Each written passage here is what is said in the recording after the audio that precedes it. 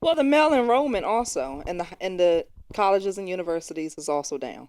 Yes, Same that's down. time, right? Exactly. Is that a coincidence? No, and think about kids, boys in school. Yep. I mean, a lot of it's crazy. A lot of guys graduated from school and can't read or write. But why not? Well, at what age do you real life learn to read or write? What grade? God damn, I knew how to read and write before I even got into kindergarten.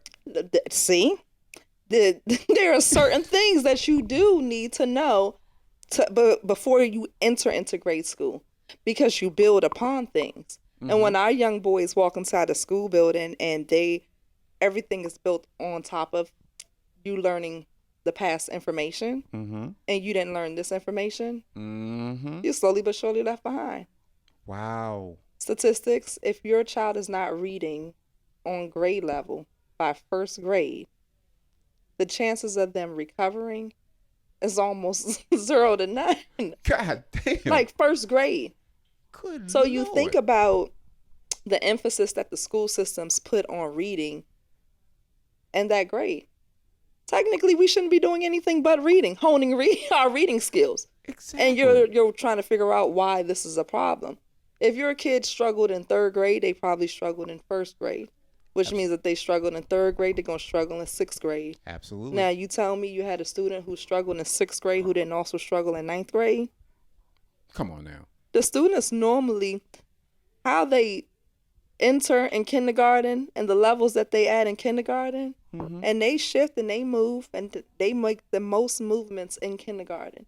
And it kind of shows you where you operate in the classroom. Mm-hmm. Mm-hmm. For the most part, the person who operated at the top of that classroom, performed at the top of that classroom in kindergarten, Mm-hmm. Mm-hmm. probably performed at the top of the classroom in first grade. Yes. And then that probably took them all the way to 12th grade, Yeah. operating at the highest part of the day. So think about the person who's operating all the way at the bottom part. Oh my God. What about that bottom 10% or 20% of children who are struggling to read? Wow. What That is happens to true. them? So by the time you struggle to read and struggle to be assessed on those standardized tests, right? Mm-hmm. By the time you get to ninth grade and you struggle with the assessments for ninth grade benchmarks and all those good things, and you were under grade level for all that stuff. Mm-hmm. What happens by the time it's time for you to sit and take the ASVAB or the MCAT and go into the military Oh, or into college or university or just enter into that next step of adulting? exactly. Are you properly prepared and can you even compete properly? Wow. No, How do you because internalize life? and as much fucking money as we spend on education, we hear it all the time. When Maryland passed this new thing to The have casinos, casinos, and right? that's going to help with the education. When they passed Mm-mm. that bullshit lottery back 50 years ago, that's Mm-hmm. supposed to do a lot with education. But the fucking kids are dumber now than Absolutely. 50 years ago. Absolutely. Then what the hell we doing? What the hell? What's the purpose of school if the boys are failing that early? It's like we don't even have, so we know what's happening. Mm-hmm. Everybody's known, and we've been knowing it. What year did the woman quote that statistic? It was this year, so she went back 50 years. So that puts it at 1973. Okay. Yeah, Okay. 73. Yeah, so but I think my stat reflected 1988, that we knew how disadvantaged the children were when we referenced reading and competing inside the school system. Wow. So we always known these things. What programs have real life been put in place in your community to take the boys, specifically the boys, because they are our leaders, right? What programs? There's no programs that No, emphasize growing the boy or the male into the male that he needs to be. that is very true, but it goes back to the original system of education. Mm-hmm. It's never changed. It's the same Mm-hmm. fucking education you Yep. had in the turn of the century, the Yep. last century, where basically just training people to work. Because Yeah. people don't really understand that.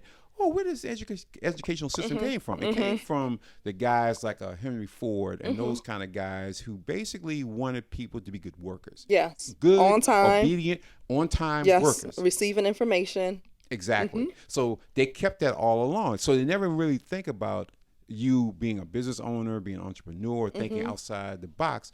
They want you to show up every day, do your 40 hours, and go home, and that's what they did back in the day. Right. But shit has changed since 1900. We're now in 2023, and we're still using that same old shit and not really looking at the ways of really teaching boys. Boys learn differently than girls. I don't know why the fuck they keep thinking that, oh no, everybody's the same. Everybody learns differently. And again, that's why girls do so good in college and high school and all that shit, when boys struggle a lot, because you're forcing them. You better learn this way, and if you don't learn this way, fuck you. You'll figure it out. It's even more so that like it's not dynamic. I know, like for me, a lot of the classes in which I remember and retained a lot of the information were classes that allowed us to engage with the material realistically. Mm-hmm. Okay, cool. You're teaching us how to do algebra. That's fine. But when we took algebra and instead of saying y plus, what was it? Y plus mx equals b or some shit like that. I can't remember or mx plus b equals y or something like that. I can't remember what the formula was off the top of my head now. That's cool, but that doesn't mean anything. Mm-hmm. But if you sat there and said, okay, you got a payment due on a car loan and it is X amount per month, and you need to figure out how many months you're going to have to pay and how much income you would need to make in order to sustain that and still only spend 25% of your, or 20% of your income on car payments. That was easier to figure out because I'm taking real life examples and able to kind of point it in a direction that makes some damn sense. A lot of the teaching that we do is scheduled around just the abstract. And I think we've had this conversation on the podcast a couple times. Men are concrete. Mm-hmm. Like, give a guy A plus B plus C and they can give you D. Like, without easy. Nah, give you D. Sorry, I'm immature. My bad. it just popped me. It just popped me. I'm sorry. But it's true. Like, it's very easy, concrete. If you give them exactly what you need, that's what I tell a guy can give it to you without much of an issue. Make it relatable and real. Make it relatable and make it real. And a lot of times, it's abstract is how we are taught. And so, unless you find a way to make abstract concrete, you just don't give a shit. Yeah. And so it kind of goes in one ear out the other. But like these same guys, if you give them a playbook, they can understand and break down a defense in a heartbeat. They can look at a basketball game and tell you, okay, that guy's going to do a back cut. And like, you can see these guys are intelligent. In a lot of cases, in so many cases, if you put that guy in an environment of something that they're interested in, you see the intelligence is there. They just have no reason to apply it to the thing that they're tackling. I had a guy in my class growing up who I always thought, man, like, why you just don't give a shit about nothing. As we got older, it started to become very apparent he was just bored. He was a smart guy who was bored. So he just didn't give a shit. So he just went through the day making noise and just doing stupid shit. But he'd be the first one where if we had an exam on something that was like he was interested in, a student. Wow. Yep. Wow. I sometimes also think that the blended male-female thing creates that false competition in the class, right? To where you have this majority of students in the classroom, or half the students, because half of them are probably female, can follow the direction.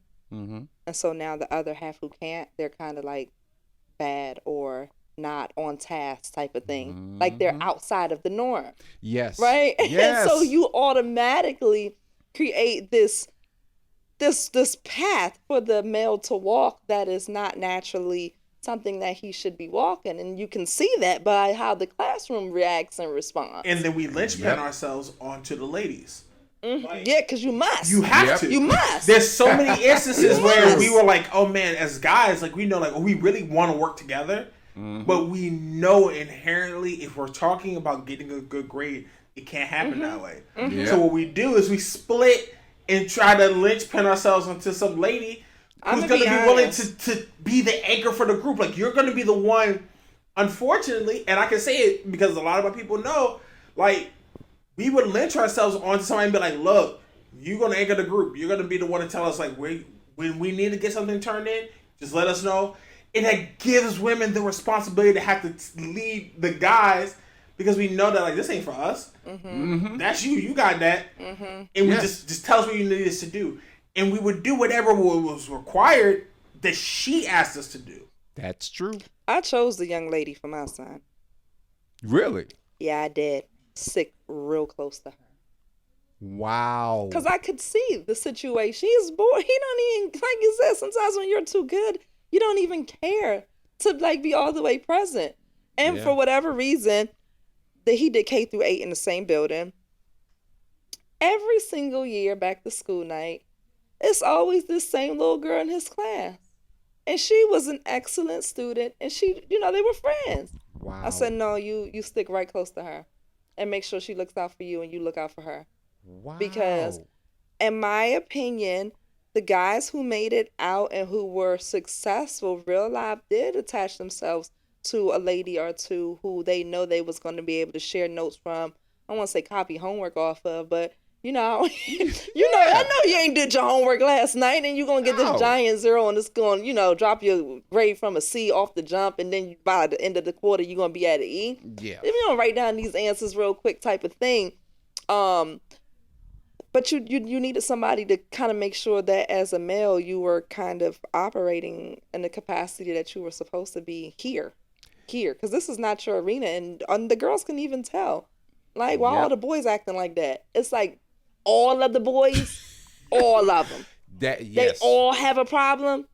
Yeah. What's the chances that all the boys in the school, in the classroom have the same exact problem?